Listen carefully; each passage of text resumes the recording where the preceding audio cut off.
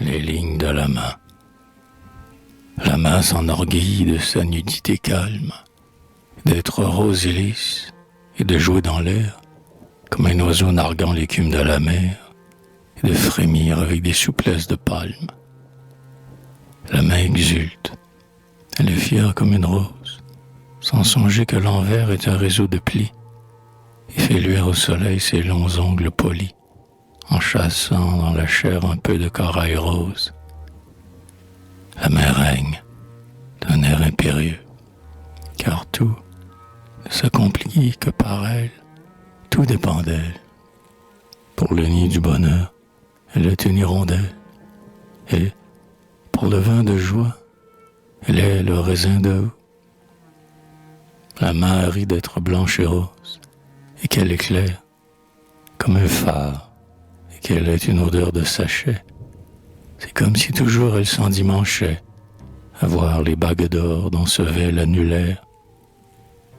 Or, pendant que la main s'enorgueillit ainsi d'être belle et de se convaincre qu'elle embaume, les plis mystérieux s'aggravent dans la paume et vont commencer d'être un écheveau transi. Un orgueil, jeu coquet de la main pavanée, qui rit de ses bijoux, des ongles fins, des fards, cependant qu'en dessous, avec des fils épars, la mort tisse déjà sa toile d'araignée.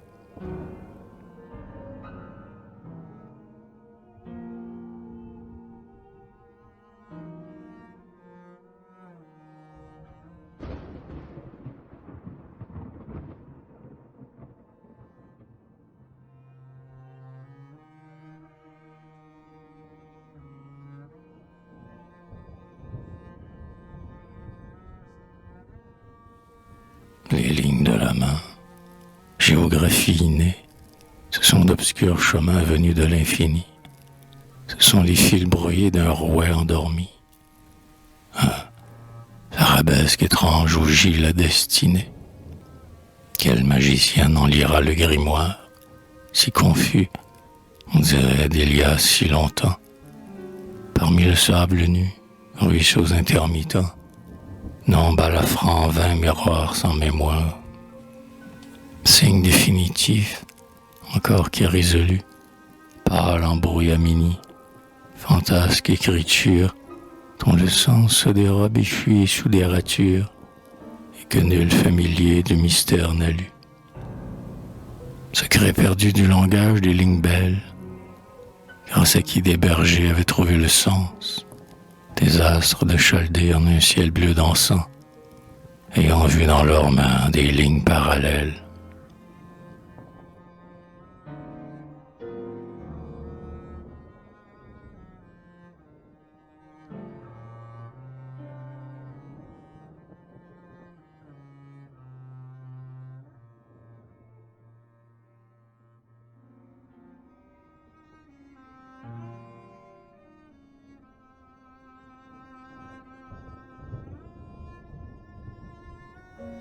Je me souviens de telles mains gardiennes, du rose de neige au soleil, lumineuse, comme un albâtre pâle où dorment des veilleuses, ces chères mains qui m'ont été quotidiennes. Mains si claires, elles s'entouraient d'un halo, dans l'air qui, de les voir jeunes, semblait vieillir. Si calmes, elles étaient comme un fruit cueilli, fraîches, elles semblaient avoir joué dans l'eau. Ces fières mains, ces mains douces, ces mains bénignes, qui se posaient sur mes cheveux, pleines de zèle, qui me couvraient avec l'appuyement chaud des ailes, et miraient dans mes yeux les chevaux de leurs lignes. Mains de ma destinée où tout se présagea, le premier émoi de mes mains dans ses mains, attouchement définitif qu'on croit bénin, endroit minime où l'on se possède déjà.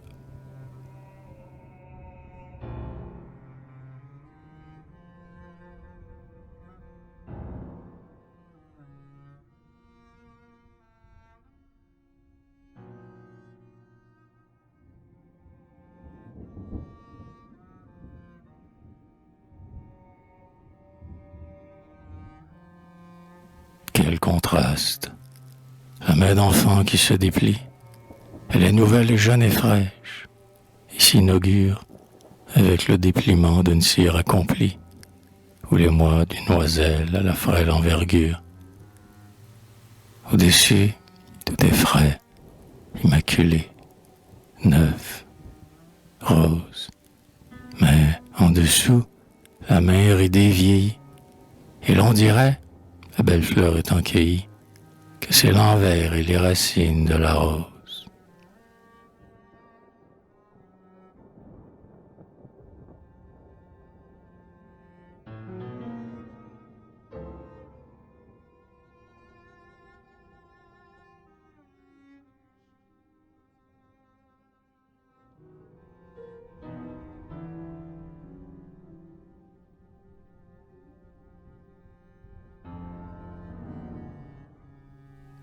La main est le muet carrefour d'une race, car les lignes au long méandre s'y croisant ne sont-ce pas d'anciens chemins que rien n'efface, et par où le passé se relie au présent.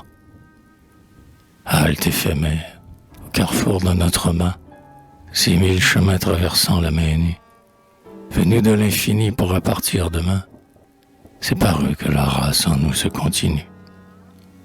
Le carrefour de notre main, un temps, les garde, mais trop brièvement pour les rendre meilleurs. Réseau qui reste intact pour le peu qu'ils s'attardent, chemin venu d'ailleurs qui s'en iront ailleurs. Notre vie est, en eux, d'avance dessinée, car ils se croisent immuables dans les mains. Or le sort de chacun se lie à ses chemins. Comment dès lors pouvoir changer sa destinée?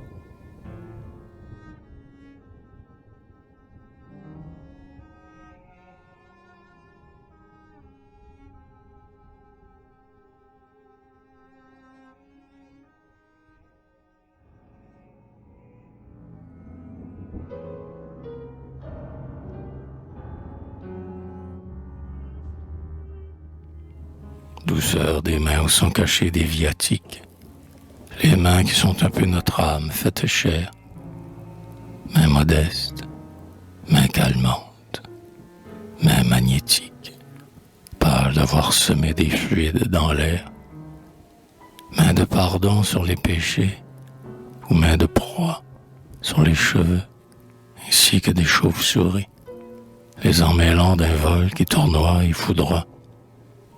Mains comme des bouquets, et mains comme des cris, aux mains non moins spirituelles que charnelles, les mouvements sans fin de l'âme sont en elles, transmis en un instant, avec quel fil ténu. Mains dociles en qui des ordres sont venus, dont elles sont les très ponctuelles servantes. Par elles s'accomplit tout le bien, tout le mal, puisant l'eau sans péché dans le puits baptismal, condensant le poison en mixture savante.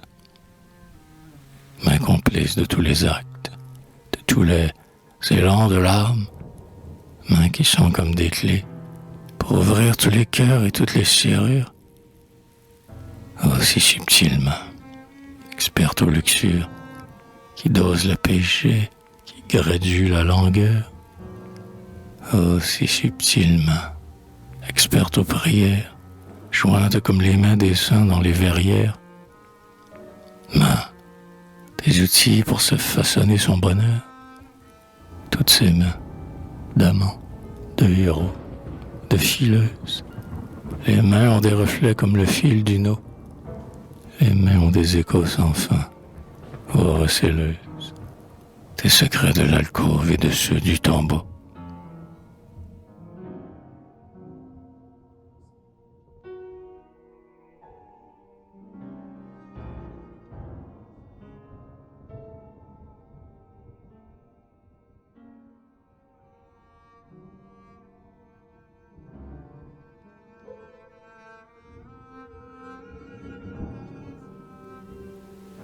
Souvent on voit des mains qui sont faibles et lasses, d'avoir voulu cueillir trop de roses ou d'âmes.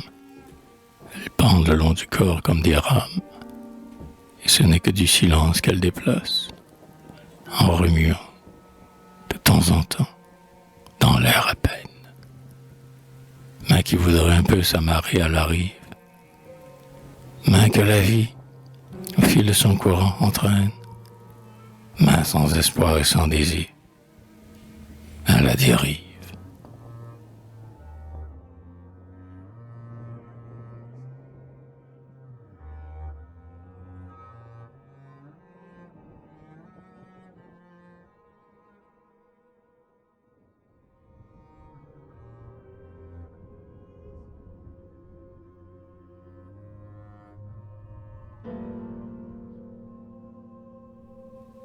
Dans les portraits anciens où le temps collabore, les mains ont mûri, mains comme des fruits ambrés. Combien de souvenirs tout à coup remembrés. Car dans ses mains, c'est toute une âme qu'on explore. Dans ses veines, c'est tout un sang qui transparaît. Les mains ne sensent pas les échos du visage, qui divulgue ce qu'il taisait comme un secret. Comment élucider le sens d'un paysage? Mais voici l'aide et la logique des chemins. Or elles ont aussi leur long chemin, les mains, qui se croisent et se quittent, comme en défunte, lignes où s'éclaircit l'énigme des mains peintes, que dessinent encore aux mains des vieux portraits, un pli, comme d'avoir trop feuilleté la Bible, des bagues prolongeant sur les doigts leurs heures frais, ou quelque opale, ou quelque améthyste, sensible comme un œil, éternise un ancien amour mort, ou bien encore un sceptre, une rose tenue, en un geste fixé d'orgueil ou de remords, ou bien la main sans but qui s'offre toute nue, et dont l'inflexion raconte le destin. À quel fuseau de brume elle s'est occupée? Pour qui? Pour quelle cause elle a tenu l'épée? Si ce fut une chevelure ou du butin qu'elle aima manier au lointain des années, main probante, encore qu'elle se soit fanée, main qui conserve des reflets comme un miroir, main des anciens portraits où tout peut se revoir, dont les lignes sont des indices et des preuves, recomposant l'homme ou la femme du portrait, comme un royaume mort, encore se connaîtrait par le cours survécu des ruisseaux et des fleuves.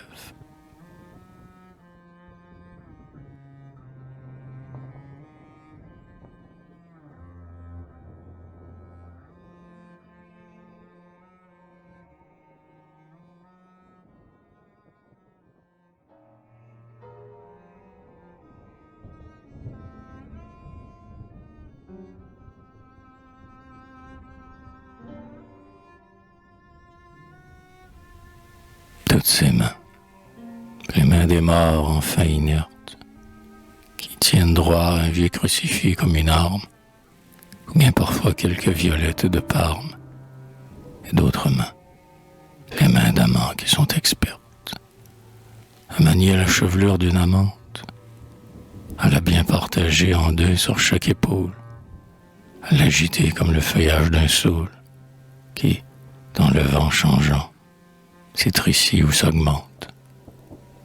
Main des fermes vendangeant les grappes du lait, main des berceaux dépliant leur rose trémière, et les mains des couvents en qui le chapelet est un silencieux écheveau de prière.